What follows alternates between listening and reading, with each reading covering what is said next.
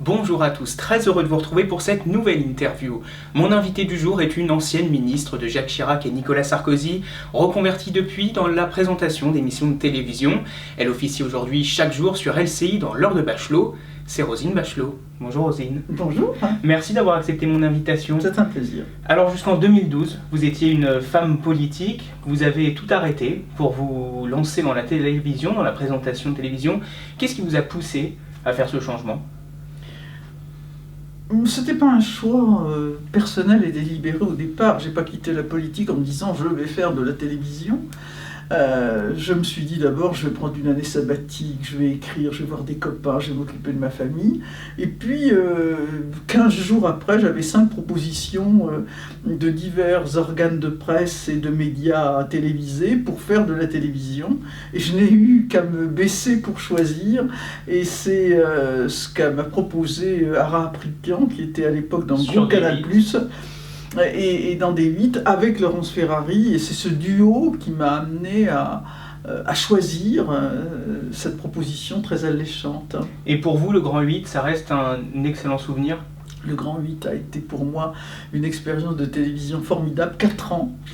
4 ans dans une émission avec 5 femmes, donc 4 filles, 4 collègues qui sont devenus des amis, avec l'occasion de rencontrer des gens formidables, parce que c'est un talk show avec des artistes, des chanteurs, des musiciens classiques. On avait aussi bien Lang Lang que Stromae, qu'un grand acteur américain, que Jane Goodall, la formidable écologiste qui s'occupe des grands singes, des personnalités incroyables. Et vous parliez donc de tout ? Et on parlait de tout dans une ambiance bon enfant, mais en même temps très respectueuse des uns des autres, les unes des autres, et avec des chroniques qui m'ont laissé un souvenir formidable, comme la chronique de Jean-Pierre Montanet sur la cuisine.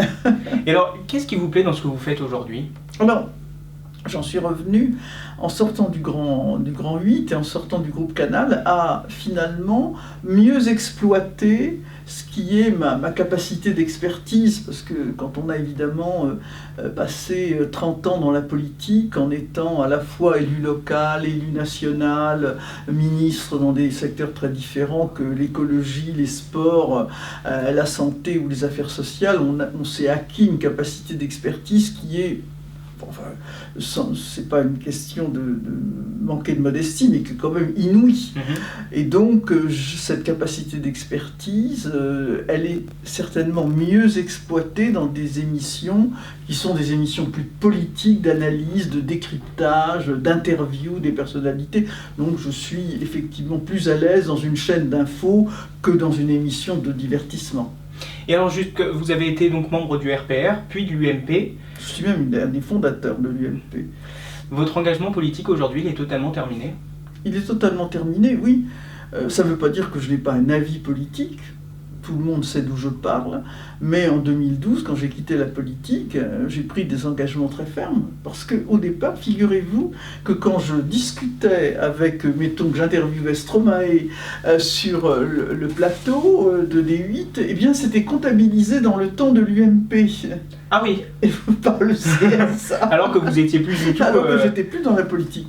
Donc il a fallu purger cela, dire ben oui, non seulement je ne fais plus de politique, mais je ne suis adhérente d'aucun parti. Je ne suis non plus, et je ne veux absolument pas mélanger, être un crypto-conseiller qu'on rencontrerait dans l'ombre pour discuter de telle ou telle chose. Non, non, j'ai vraiment rompu complètement. Et je dois dire que je me méfie même d'avoir... j'ai quelques amis qui sont restés, mais je me méfie de tout ce qui pourrait être une conversation politique où on tenterait de m'influencer, de me passer un dossier ou un argumentaire. Ça, je m'y refuse totalement. Et les Républicains, justement, c'est ce qui a pris la succession de l'UMP. Ils vont très mal. Laurent Wauquiez est parti, Valérie Pécresse aussi. Quel regard vous portez sur la situation du parti ? Alors, je porte un regard de spécialiste, d'analyse, mais je dirais que c'était prévisible. Je l'ai écrit en 2012, puisque quand j'ai quitté la politique, j'ai fait un livre qui s'appelle « À feu et à sang », où j'ai analysé la façon dont Nicolas Sarkozy avait, à la suite de l'influence de Patrick Buisson, avait commis une erreur stratégique majeure. On paye encore très cher cette erreur stratégique majeure, et Wauquiez n'est que l'héritier de Nicolas Sarkozy en ce domaine. Les partis comme les hommes sont mortels. On a vu comme ça disparaître de la politique, des partis politiques. Le parti radical tenait la Troisième République et enchaînait les postes importants qui partent du parti radical. Le parti communiste faisait, il n'y a pas si longtemps, 20 à 25% de voix. Maintenant c'est terminé. C'est On peut parler du PS aussi, totalement peut-être, terminé. On voit mourir le PS. Et il y aura certainement une accélération de tout ça, parce qu'on est dans l'ère du zapping. Les structures naissent et meurent beaucoup plus vite. Et le parti est mort, là, pour vous ?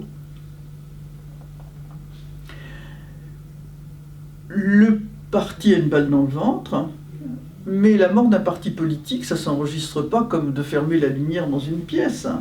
Parce que, contrairement à d'autres, le parti LR, c'est un parti qui a encore quelques dizaines de milliers de militants, de nombreuses villes, de nombreux conseils départementaux, de nombreux conseils régionaux, la présidence du Sénat, ils tiennent la présidence de l'association des maires, des départements de France, des régions de France. Tout ça, c'est pas quelque chose, vous savez, comme la lampe d'Aladin qui rentre dans la lanterne. Donc, mais ça peut fuir assez vite, oui. Mais ça mettra une décennie. Alors, est-ce que certains, à l'intérieur des Républicains, profiteront de cette décennie pour reconstituer un parti de droite ? C'est la question qui est posée. Et il faut tourner la page Nicolas Sarkozy ? La page Nicolas Sarkozy, c'est lui-même qui l'a tournée. Il l'a tournée en se présentant aux élections internes à la présidence des Républicains, et il a été battu dès le premier tour. Actuellement, il mène une carrière dans l'entreprise, avec un certain nombre d'activités. Il est, comme moi, resté intéressé par la politique, et puis son statut d'ancien président de la République lui donne des moyens considérables qui sont payés par le contribuable et qui lui permettent d'exercer une activité politique. Maintenant, je pense qu'effectivement, il est dans le rôle du conseiller, du grand sachem, du grand vizir dont on va baiser la babouche de temps en temps, mais non, je ne pense pas qu'il ait un avenir politique. Et donc vous avez été ministre de la Solidarité et de la Cohésion sociale, ministre de la Santé et des Sports, ministre de l'Écologie. Vous avez fréquenté beaucoup de conseils des ministres. Est-ce que vous avez une anecdote particulière sur le conseil des ministres ?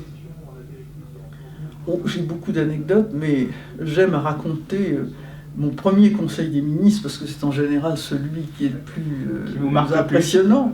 Quand on rentre dans le salon Murat et qu'on s'assied à son fauteuil en disant « Je suis au conseil des ministres d'une des plus grandes puissances du monde », ça vous fait quand même un certain effet. Et je me souviens qu'à ce conseil des ministres, il y avait, comme dans tous les conseils des ministres, on commence par la communication du ministre des Affaires étrangères. C'était en l'occurrence Dominique de Villepin. Et là, les Marocains venaient d'envahir un petit îlot dans l'Atlantique qui est propriété espagnole, qui s'appelle l'îlot du Percy. Et dans la bouche de Dominique de Villepin, dont on connaît le lyrisme extraordinaire, il y avait 3 gars avec des patins en raffia qui étaient venus poser le drapeau marocain sur cet îlot assez rocheux dans lequel il n'y a rien du tout, pas une maison, pas un homme. C'était la légende des siècles. C'était une sorte d'épopée incroyable. Épopée dite avec tellement de talent, d'emphase, ce talent de tragédien que l'on connaît chez Dominique de Villepin, que ça a plus ou moins réveillé Chirac, qui somnolait tel le lion dans la savane, qui a ouvert un œil et qui a dit « Mais où est la France dans cette affaire, monsieur le ministre des Affaires étrangères ?» Évidemment, tout le monde se demandait où était la France. Et il a eu cette phrase superbe, il a dit « À sa place, monsieur le président de la République, en avant ». Et là, je me suis dit que j'étais tombé chez les fous. Justement, Jacques Chirac, vous avez été sa ministre. Est-ce que vous avez un souvenir justement aussi avec lui, un souvenir fort qui vous reste ? Oh, des souvenirs avec Jacques Chirac, j'en ai tellement, puisque Jacques Chirac, c'est l'homme qui a accompagné ma vie politique depuis, même avant même ma carrière officielle. C'est difficile de dire un souvenir précis, mais peut-être là aussi, c'est le souvenir de 2002 et du résultat du premier tour. Donc Jospin est éliminé, il est face à Jean-Marie Le Pen, et par un hasard absolument extraordinaire, parce que tous ceux qui étaient là étaient partis sur des plateaux de télévision, j'étais la porte-parole de Jacques Chirac dans sa campagne, c'est quand même pas rien. Nous nous sommes retrouvés tous les deux tout seuls, face à la télévision, à écouter Lionel Jospin. C'était un moment assez inouï. Vous vous en souvenez comme si c'était hier ? On était comme vous et moi, et il écoute Lionel Jospin. Ce jour, j'ai décidé de me retirer de la vie politique. Et là, il prend ma main, mon bras, et il me dit avec une force extraordinaire, « Tu sais, je l'aurais battu. » Ah oui ? Et ce moment-là, où nous nous retrouvons tous les deux seuls à écouter Lionel Jospin, c'est quand même un souvenir très très fort. Toute la soirée est un souvenir très fort quand Dominique de Villepin rentre dans la salle où il dit « Monsieur le Président, vous serez contre Jean-Marie Le Pen ». C'est un souvenir que, évidemment, que je n'oublierai jamais. Vous êtes aujourd'hui sur LCI, Canal 26, de 9h à 10h dans l'heure de Bachelot. Pour ceux qui ne connaissent pas votre émission, comment est-ce que vous la définiriez ? L'ADN de l'émission, c'est d'avoir à la tête de ce débat, non pas un passeur de plat qui essaie de valoriser les intervenants, puisque des émissions de débat, il y en a sur notre chaîne et sur d'autres chaînes d'infos, mais d'avoir un chef d'équipe qui est en même temps une opinion. Donc c'est une émission d'opinion où l'anchorwoman est elle-même dans le débat. Et puis, ça a été la volonté de faire intervenir les téléspectateurs sur le plateau. Parce qu'ils peuvent vous appeler, vous envoyer des SMS. Ils peuvent nous appeler, nous envoyer des SMS. Là aussi, c'est très fréquent à la radio, pardon. Sur RMC notamment, vous étiez... J'ai travaillé pendant 1 an, où j'ai beaucoup appris d'ailleurs, mais aussi sur d'autres radios, où l'ADN de la radio, c'est vraiment de faire intervenir les auditeurs sur la radio. Là, c'est évidemment aussi la volonté, même si ça n'est pas sans poser un certain nombre de difficultés techniques, mais de difficultés aussi au niveau du staff, parce que amener des auditeurs à l'antenne, c'est un métier qui n'est pas facile. Et alors, quel bilan vous tirez de toute cette saison ? C'est une saison qui a été assez formidable, extraordinaire. Je dois dire que j'ai beaucoup aimé l'émission que j'ai faite, que je fais encore. Et que vous ferez l'année prochaine ? Alors, on verra, on fera les annonces en temps et heure. Mais pour l'instant, pas d'annonce. Pas d'annonce, mais ça va pas tarder. Je saute sur l'occasion, c'est pour ça que j'en voilà, profite. c'est ça, voilà, mais justement, c'est pas à vous que je ferai les annonces. Donc un bon bilan pour vous ? Oui, un bilan excellent. D'ailleurs, les scores d'audience de l'heure de Bachelot sont là pour en témoigner. Vous êtes fier de faire partie du succès d'LCI ? C'est-à-dire que je suis rentré sur LCI au moment où une nouvelle équipe et une nouvelle donne étaient en œuvre, et où l'objectif qu'on s'était fixé est de devenir la 2e chaîne d'info et d'être à 1% de taux d'audience. C'est fait. Ça paraissait presque irréalisable. On se demandait si c'était pas un slogan pour vendre de la pub. Puis en fait, pas du tout. On y est arrivé encore plus vite que prévu. On a dépassé les objectifs. Maintenant, la question ne se pose plus. On est reconnu en tant que tel. D'ailleurs, il faut reconnaître que dans les derniers